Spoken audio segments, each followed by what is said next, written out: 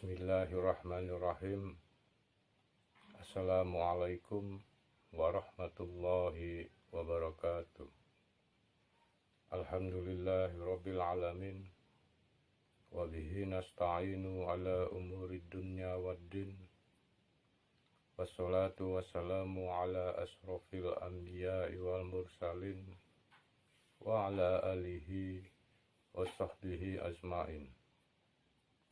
Rabbi shrah li sadri wa yassir li amri wahlul 'uqdatam min lisani yafqahu qawli. Asyhadu an la ilaha illallah wa asyhadu anna Muhammadur Rasulullah. Allahumma sholli ala sayyidina Muhammad wa ala ali sayyidina Muhammad. Ilahi anta maksudi wa ridhaka matslubi, a'tini mahabbataka wa ma'rifataka, amma ba'du. Alhamdulillahirabbil alamin.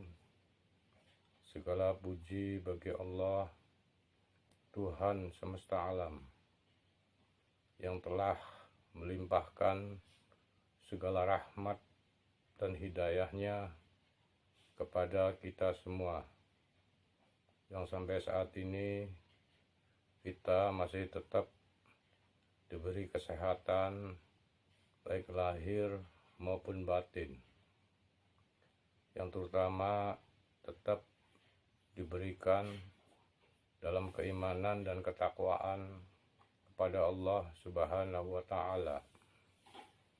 Salam dan sholawat senantiasa tercurahkan kepada junjungan kita Nabi besar Muhammad Sallallahu Alaihi Wasallam beserta keluarganya, para sahabatnya, dan kita semua sebagai umatnya. Baik, di sini sekedar bincang-bincang pinggiran, yaitu jangan menyepelekan syariat. Yang dimaksud dengan jangan menyepelekan syariat ini adalah bagi mereka-mereka yang sedang dalam perjalanan ruhaninya pada thariqat atau guru mursyid, seharusnya mereka harus lebih bersungguh-sungguh lagi, beristiqomah menjalankan ibadah-ibadah syariatnya. Begitu pula para hamba-hamba yang sudah mencapai makom tingkatan hakikat dan makrifat, mereka tetap diwajibkan untuk menjalankan ibadah-ibadah syariatnya. Tidak ada perintah bagi mereka-mereka yang sudah usul kepada Allah, yang sudah makrifat kepada Allah, dia terlepas dari aturan-aturan syariat. Karena Nabi pun ikut menjalankan syariat sesuai dengan perintah Allah. Begitu pula para wali-wali Allah, ia juga tetap menjalankan syariat dengan tekun, dengan rajin, dan lain sebagainya.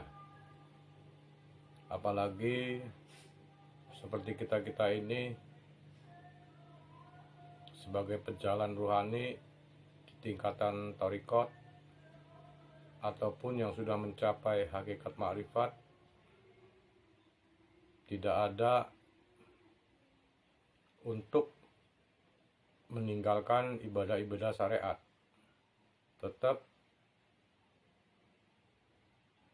diwajibkan menjalankan hukum-hukum syariat yang telah ditetapkan oleh Allah Subhanahu wa Ta'ala. Karena syariat adalah apa yang digariskan dan ditentukan oleh Allah dalam agama sebagai aturan kehidupan para hamba-hambanya. Dan juga syariat adalah segala peraturan yang datangnya dari Allah, baik berupa hukum-hukum yang bersifat akhlak ataupun akidah ataupun hukum-hukum praktek dalam ibadah. Allah Subhanahu wa Ta'ala berfirman, untuk setiap umat di antara kamu, umat Nabi Muhammad dan umat sebelumnya, kami jadikan peraturan syariat dan jalan yang terang. Quran Surat Al-Ma'idah ayat 48. Dalam ayat lain disebutkan, Allah Subhanahu wa Ta'ala berfirman, kemudian kami jadikan kamu berada di atas suatu syariat atau peraturan tentang urusan itu, agama. Maka ikutilah syariat itu dan janganlah kamu ikuti hawa nafsu orang yang tidak mengetahui. Quran Surat Al-Ma'idah ayat 18. Jadi sini jelas kedua ayat ini menyatakan bahwa syariat itu sungguh sangat penting di dalam kita beragama. Karena itu syariat itu aturan-aturan yang didatangkan dari Allah Subhanahu wa Ta'ala. Para arif billah juga mengatakan, barang siapa menjalankan syariat tanpa hakikat, maka ia fasik. Dan barang siapa menjalankan hakikat tanpa syariat, maka ia jindik.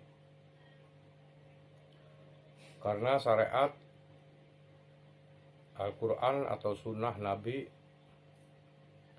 adalah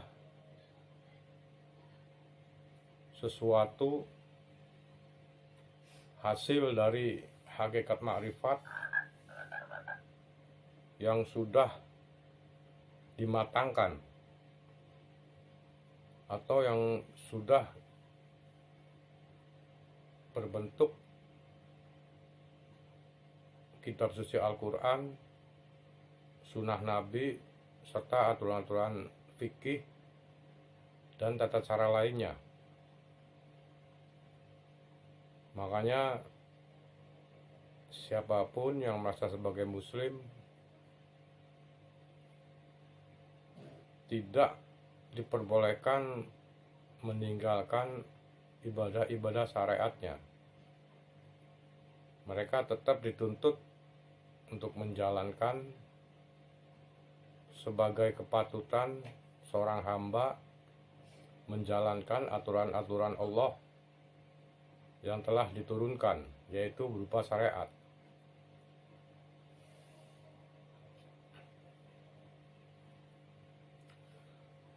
Kenapa syariat itu merupakan hasil dari hakikat makrifat? Kita lihat dari perjalanan Nabi Muhammad Shallallahu Alaihi Wasallam yang telah beruzlah, tafakur, zikir di tempat-tempat yang sepi, salah satunya Gua Hiro atau bukit-bukit Gurun Sinai dan lain-lain sebagainya sampai berhari-hari, berminggu, berbulan. Kemudian turunlah wahyu Allah yang disampaikan melalui malaikat Jibril kepada Nabi kita, yaitu Nabi Muhammad Shallallahu Alaihi Wasallam. Dan kemudian masih dicatat setiap wahyu yang turun oleh para sahabatnya, yaitu di pelepah korma, bebatuan, tulang-tulang binatang, kulit binatang, ataupun catatan-catatan yang dimiliki tersimpan para sahabatnya.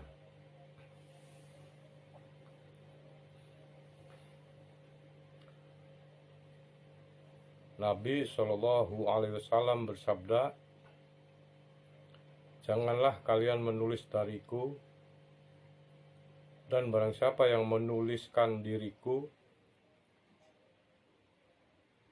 selain Al-Quran, firman Allah, maka hapuslah."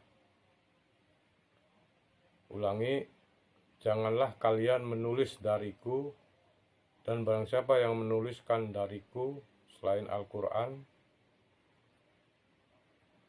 maka hapuslah. Hadis riwayat Imam Muslim. Saat itu tatkala wahyu turun, Nabi memanggil sahabatnya, para sahabatnya, salah satunya yaitu Zaid bin Sabit radhiyallahu anhum. Nabi Shallallahu Alaihi Wasallam bersabda, "Panggillah Zaid untukku, serta hendaklah dia membawa lauh, alat tulis, dan tinta." Hadis riwayat Imam Bukhari dan Imam Muslim. Jadi berkenaan dengan itu, Zaid juga berkata,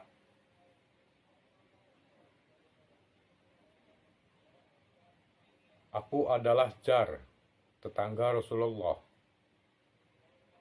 Apabila turun wahyu, beliau mengutus kepadaku, maka aku pun menulis wahyu tersebut." Hadis riwayat Imam Abu Daud. Jadi setelah Nabi wafat, barulah para sahabat mengumpulkan wahyu-wahyu tersebut yang tertulis di pelepah kurma, bebatuan, kulit binatang, serta catatan-catatan kecil yang masih tersimpan oleh para sahabat, kemudian dijadikan Al-Quran. Makanya Al-Quran atau sunnah Nabi atau fikih itu merupakan hasil dari hakikat ma'rifat.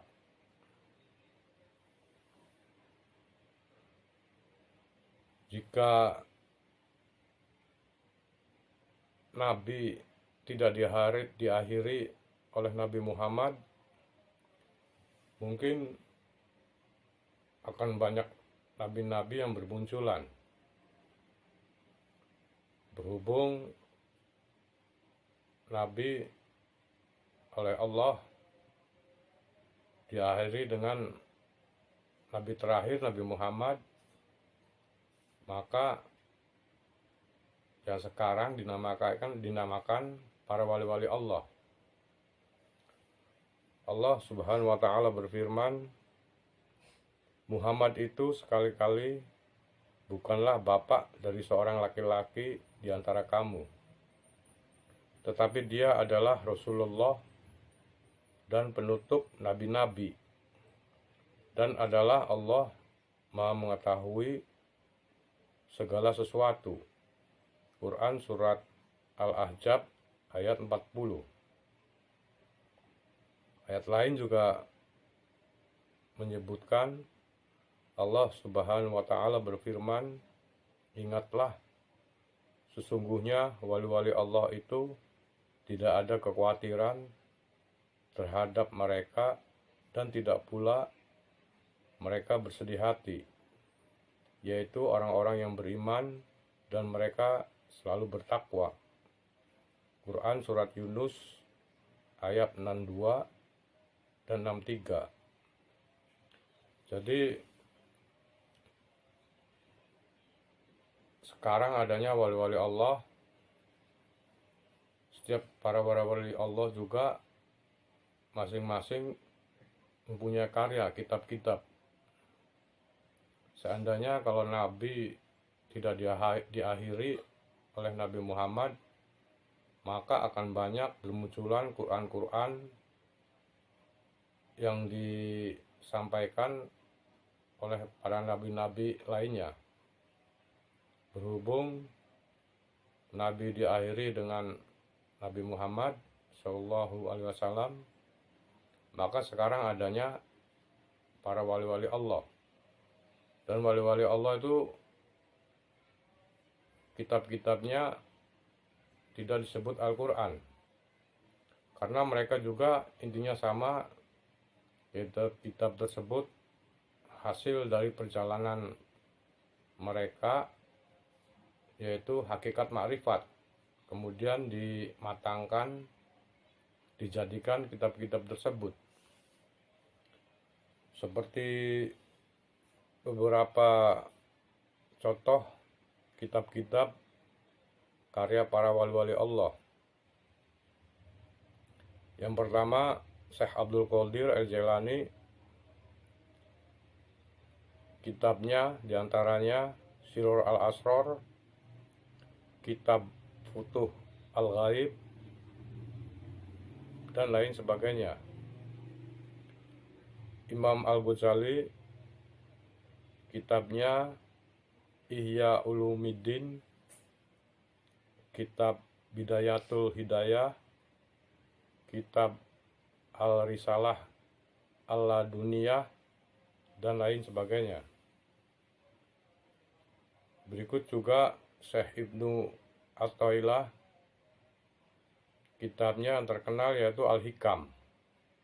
Ada juga kitab Al-Tanwir fi Iskak, Al-Tadbi fi At-Tasawuf, dan lain-lain. Ibnu Arabi, yaitu kitabnya Al-Isra, Kitab Hilyat Al-Abdal, Kitab Al-Fana fi Al-Musyahadah, dan lain-lain sebagainya. Jadi setiap wali-wali ini mempunyai karya kitab masing-masing, yaitu kitab-kitab tersebut hasil perjalanan rohaninya, hakikat makrifat menuju Allah, hasil pengalaman, penyaksian yang dialami sendiri, dirasakan sendiri, dimatangkan, diwujudkan dalam bentuk kitab-kitab tersebut. Begitu pula Nabi Muhammad SAW, hasil dari perjalanan rohaninya mendapat wahyu, kemudian dijadikan kitab suci Al-Quran. Bayangkan kalau Nabi tidak diakhiri oleh Allah kepada Nabi Muhammad, akan banyak lagi nabi-nabi yang lain. Berhubung Nabi ditutup, yang terakhir Nabi Muhammad, maka yang ada para wali-wali Allah. Begitu pula bagi kita-kita yang masih di dalam syariat, agar berusaha mempelajari, memahami, serta menjalankan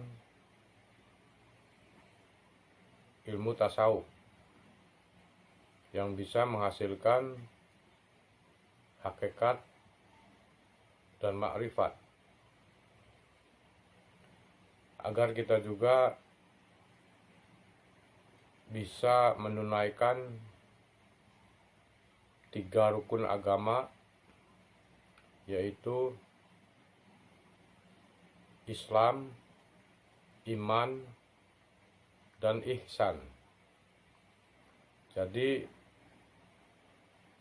agar kita dalam beragama ini menjadi Islam yang kafah, Islam yang lahir batin. Nabi Shallallahu Alaihi Wasallam bersabda dari Umar radhiyallahu anhum berkata, ketika kami duduk-duduk di sisi Rasulullah Shallallahu Alaihi Wasallam, suatu hari tiba-tiba datanglah seorang laki-laki yang mengenakan baju yang sangat putih dan berambut sangat hitam. Tidak nampak padanya bekas-bekas perjalanan jauh. Dan tidak ada seorang pun di antara kami yang mengenalnya. Hingga kemudian dia duduk di hadapan Nabi, lalu menempelkan kedua lututnya kepada lutut beliau. Seraya berkata, "Wahai Muhammad, beritahukanlah kepadaku tentang Islam." Maka Nabi Shallallahu Alaihi Wasallam bersabda, "Islam adalah engkau bersaksi bahwa tidak ada Tuhan yang berhak disembah melainkan Allah, dan Nabi Muhammad adalah utusan Allah. Engkau mendirikan sholat, menunaikan zakat, puasa Ramadan, dan pergi haji ke Baitullah jika engkau mampu menempuh jalannya." Kemudian dia berkata, "Kamu benar." Kami semua heran. Dia yang bertanya, dia pula yang membenarkan. Kemudian dia bertanya lagi, "Beritahukanlah kepadaku tentang iman."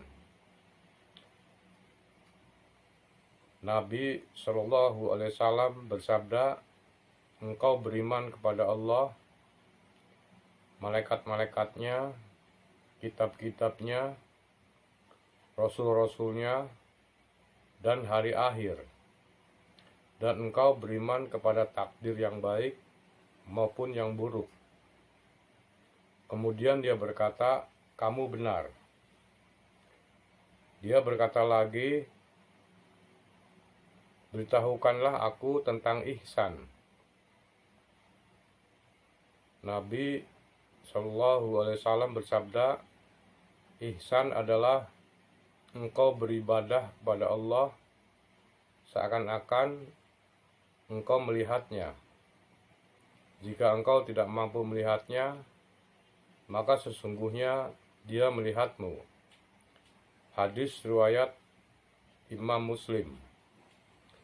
Maaf, hadis ini tidak semuanya dibaca karena diambil yang intinya, yaitu tentang 3 rukun agama, yaitu Islam, iman, dan ihsan. Dan hadis tersebut juga menceritakan tentang seseorang yang datang berbaju yang sangat putih serta rambut yang sangat hitam. Mereka adalah malaikat Jibril yang mengajari agama kepada Nabi dan para sahabatnya. Di situ jelas bahwa syariat adalah Islam, yaitu yang pertama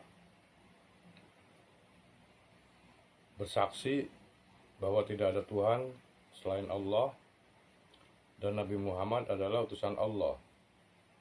Mendirikan sholat, menunaikan zakat, puasa Ramadan, pergi haji apabila mampu. Sedangkan iman di sini disebutkan juga engkau beriman kepada Allah, malaikat-malaikatnya, kitab-kitabnya, rasul-rasulnya, dan hari akhir. Dan engkau beriman kepada takdir yang baik maupun yang buruk. Kemudian ihsan ini tingkat makrifat, yaitu engkau beribadah kepada Allah seakan-akan engkau melihatnya. Jika engkau tidak mampu melihatnya, maka sesungguhnya dia melihatmu. Makanya kita yang masih di dalam makom syariat agar berusaha untuk mempelajari, memahami, dan menjalani ilmu tasawuf hingga menghasilkan hakikat dan makrifat, yaitu iman dan ihsan.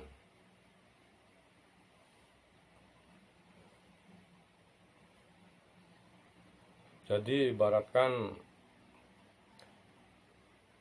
kalau tasawuf itu sebuah tanaman, yaitu pohonnya itu diibaratkan itu syariat. Terus kita menyirami, memelihara, menjaga tanaman itu, menjaga pohon itu yang ditanam dari gangguan-gangguan virus atau gangguan yang lainnya, itu dinamakan thorikot. Sehingga pohon itu tumbuh menjadi besar dan berbuah. Buahnya ini dinamakan hakikat. Nah, kalau makrifatnya itu buahnya itu dipetik, kita cicipi, kita rasakan rasa nikmat buah tersebut. Jadi kita merasakan sendiri, alami sendiri nikmatnya buah tersebut. Jadi itu yang dinamakan makrifat.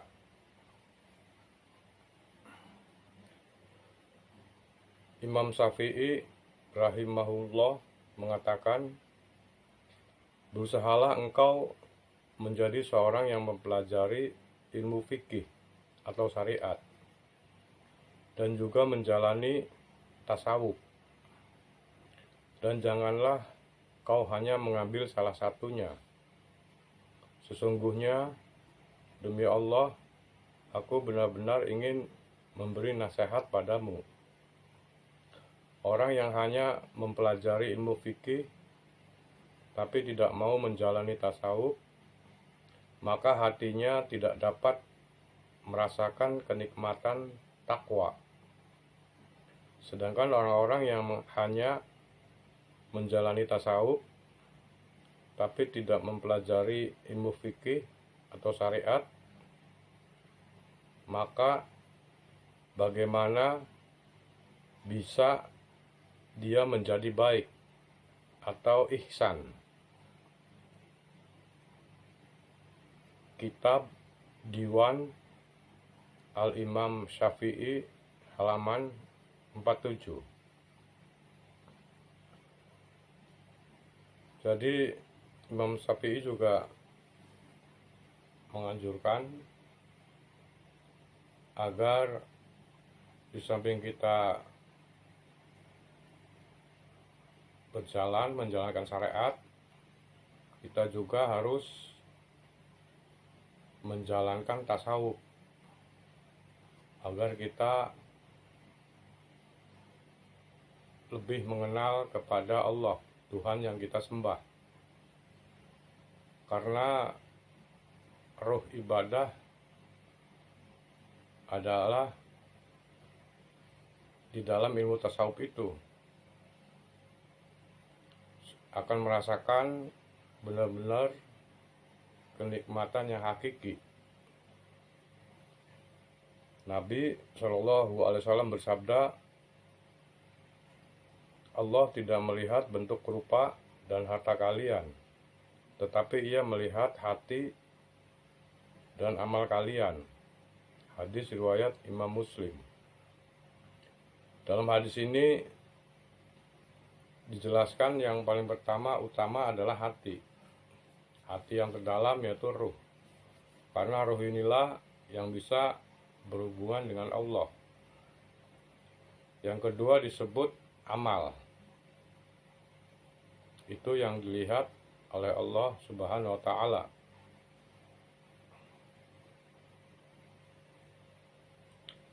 Jadi kita disarankan yang masih bersyariat agar menjalankan juga tasawuf, yaitu dengan mencari guru mursyid yang kamil mukamil, yang sanadnya tersambung dari guru ke guru terus sampai ke Rasulullah, agar kita mendapat bimbingan rohani untuk sampai bisa mengenal Allah. Jadi dari syariat itu harus melalui thariqah. Di dalam thariqah itu biasanya dipimpin oleh seorang guru mursyid. Jadi jangan hanya berkecimpung di syariat terus, kita meningkat agar lebih mendalam lagi ibadah kita, lebih mengenal lagi ibadah kita kepada Allah Subhanahu wa Ta'ala. Nabi Shallallahu Alaihi Wasallam bersabda, sertakan dirimu kepada Allah. Jika kamu belum dapat menyertakan dirimu kepada Allah, maka sertakan dirimu kepada orang yang telah beserta Allah. Maka ia akan menyampaikan kepadamu pengenalan kepada Allah. Hadis riwayat Imam Abu Daud. Di sini dijelaskan kalau kita syariat belum mampu beserta Allah dimanapun kita berada, dalam keadaan apapun, kita lupa Allah, agar ditekankan kita mencari orang-orang yang beserta Allah. Orang-orang yang beserta Allah itu siapa? Yaitu guru mursyid. Guru mursyid yang kamil mukamil, yang dia jelas sudah mengenal Allah, sudah wusul kepada Allah, ma'rifatullah. Baik, demikian. Apabila dalam kalimat-kalimat yang disampaikan banyak kekeliruan atau ada kata-kata yang tidak berkenan di hati, mohon maaf. Billahi taufik wal hidayah. Wassalamualaikum warahmatullahi wabarakatuh.